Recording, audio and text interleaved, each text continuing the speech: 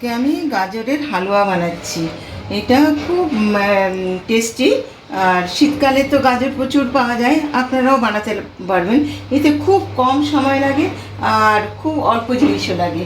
আচ্ছা, বানাতে কী কী লাগবে? আমি দুটো তেজপাতা ও একটুখানি এলাচের গুঁড়ো করে নিয়েছি, একটু বাদাম এটাকে টুকরো টুকরো করে কেটে নিয়েছি, একটু লবণ, অল্প 1 চিমটি লবণ দিতে হবে, তাহলে টেস্টটা খুব ভালো আসে, একটু চিনি আর গুঁড়া দুধ আর ঘি নিয়েছি, ঘি এটা বানাতে হবে।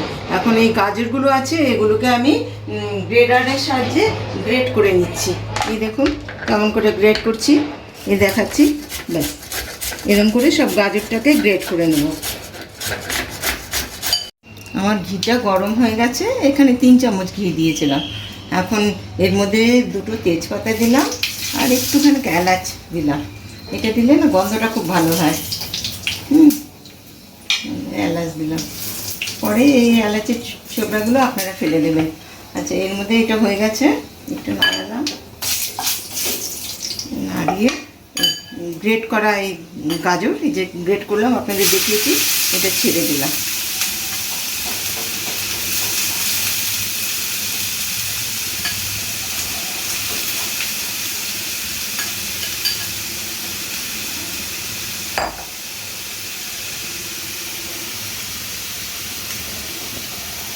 এতে আমি 1 চিমটা লবণ দেবো, মজবেও ভালো আর মিষ্টিটা খুব ভালো আসবে। ঠিক 1 চিমটা লবণ দেবো।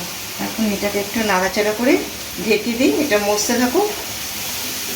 এটা করতে 7-8 মিনিট লাগবে আপনার এটা মজতে। এখন এটাকে নাড়াচাড়া করে নিলাম।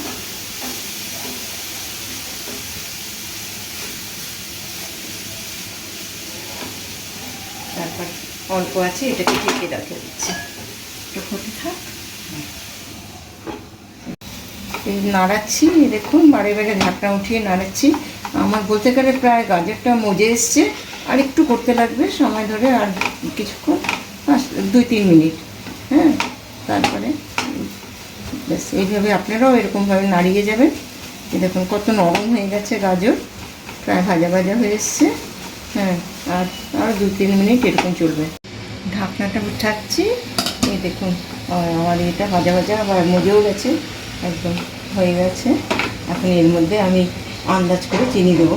আপনারা যেরকম মিষ্টি খাবেন সেরকম মিষ্টি দেবেন। আমরা একটু কম মিষ্টি খাই, আমরা একটু কম মিষ্টি দিচ্ছি, তাই জন্য আমি মিষ্টি দিচ্ছি। এতটাই মিষ্টি দেবো, মিষ্টিটা এটাকে নাড়াচাড়া করে একটু ঢেকে দেবো। এটা একদম গাজরের সঙ্গে আরও সিদ্ধ হয়ে যাবে, চিনির সঙ্গে এটা একদম সিদ্ধ হয়ে যাবে। একটু নাড়াচাড়া করছি, তারপরে তেজপাতাগুলো ফেলে দেবো। এরকম চিনিগুলো মেল্ট হতে লাগছে। এবার একটুখানি কি সুন্দর চিনিগুলো মেল্ট হতে লাগছে।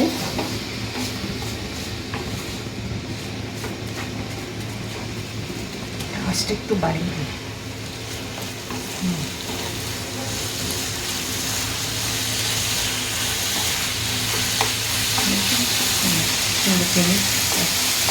চিনিও মেল্ট হবে, এর সঙ্গে গাজর যেটুকু বাকি আছে সেটুকুও সিদ্ধ হয়ে যাবে, সুন্দর হয়ে আসছে। এবার একটু ঢাকনাটা দিয়ে দিই, পরে আবার আপনাকে দিতে দেবো। দেখুন কি সুন্দর হয়েছে, ঢাকনাটা ঢেকে দিচ্ছি। এটা হয়ে গেছে, দেখুন কি সুন্দর হয়েছে।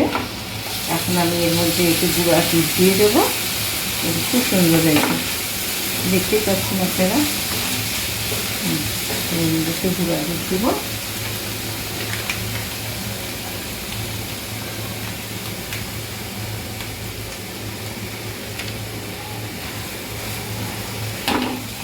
নাড়িয়ে চাড়িয়ে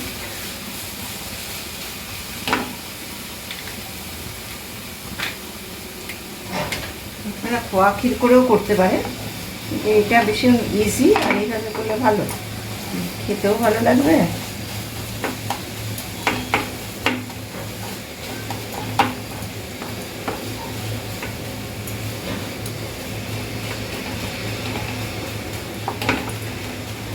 দুধগুলো মিশিয়ে দিচ্ছি। উঠে এসছে।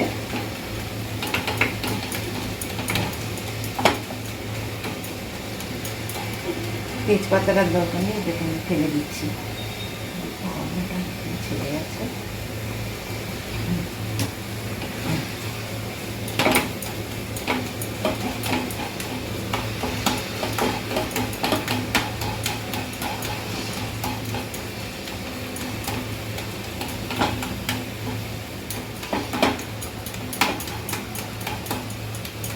দুধটা মিশিয়ে দিতে লাগে, মিশে গেছে।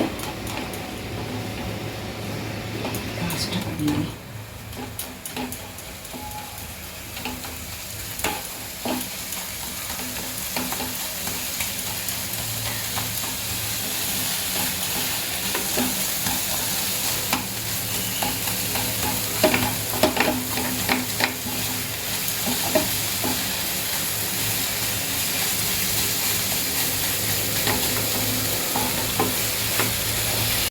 দুধটা পুরো মিশে গেছে, হয়ে গেছে আমার, এটা রেডি হয়ে গেছে।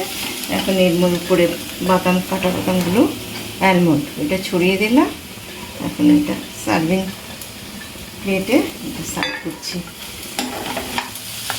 গ্যাসটা নিয়ে দিলাম।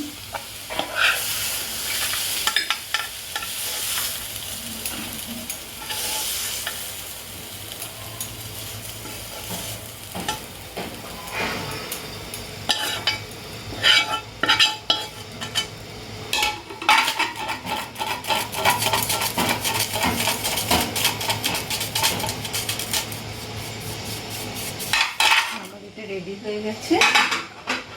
আপনারা এটা বানাবেন, খাবেন, লাইক করবেন, কমেন্ট করবেন, আর সাবস্ক্রাইব করবেন, আর বেল আইকনটা আমায় দাবিয়ে দেবেন। তাহলে আমিও এনকারেজ পাবো। যত এটা ভিউ হবে, সাবস্ক্রাইব হবে, ততই আমার ভালো লাগবে, আর আমি সুন্দর সুন্দর রেসিপি আপনাদের দিতে পারবো।